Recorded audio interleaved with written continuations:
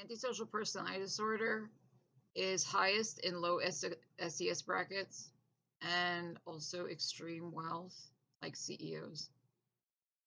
That's why they have so much in common, because they're both prone to criminality and degenerate behavior. The thing about low socioeconomic status and sociopathy is it's both cause and causation, in the sense, if you're a person who's like median, like you're middle of the road in capacity to do exploitative acts, because it's a spectrum. You know, there's people like me on the way far side of very low in sociopathy. I score 2 percentile of all people. You get 100 people, 98% are more exploitative than me. You know, there's people like me, like way outliers, but most people are in the 50 percentile range, right? And if you have wealth and you don't want for anything that I could or could not exploit, you're a lot more likely to exploit if you're poor, because you need shit. So that's one reason it's higher, in the sense you could take the same person with median tendency to exploitation, but put them in poverty, and they'll be much more likely to do crimes, do anything to get shit, because they need shit. Whereas if they had shit, they'd be more like in that 50 percentile range, where most people are. Like, I can do exploitative things, but I tend not to because I don't need shit. That's one reason. The conditions of poverty actually make you antisocial. But then there's another cause of it where it's like their poverty is from being antisocial.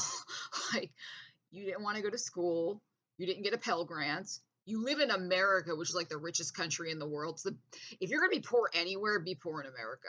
Like, I'm a fucking commie. I bitch all fucking day about this country, but real talk, on a global stage, if you're gonna be poor somewhere, it's fucking here that you want to be poor, or a similar Western liberal nation where there's help, there's food stamps, there's Medicaid, there's welfare, Section 8 housing. There's so much fucking help, training programs. You know, there's a lot of shit. Like, if you're poor and you're pro-social, you can take advantage of it and not be poor later.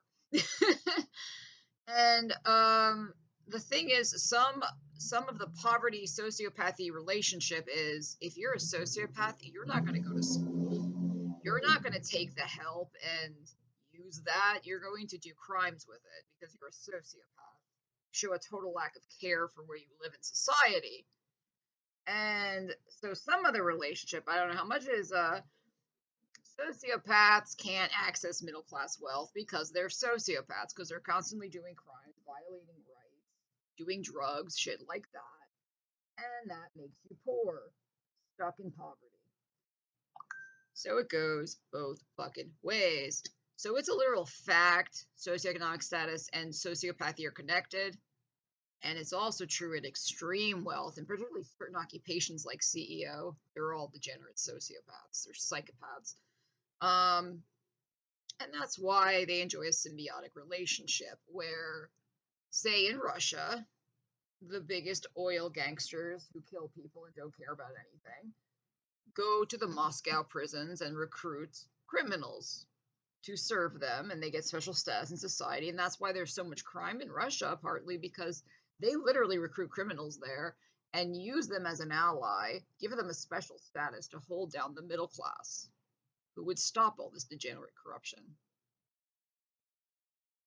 Our CIA is doing the same thing here. Except for you dummies, they called it revenge and equity, very strangely.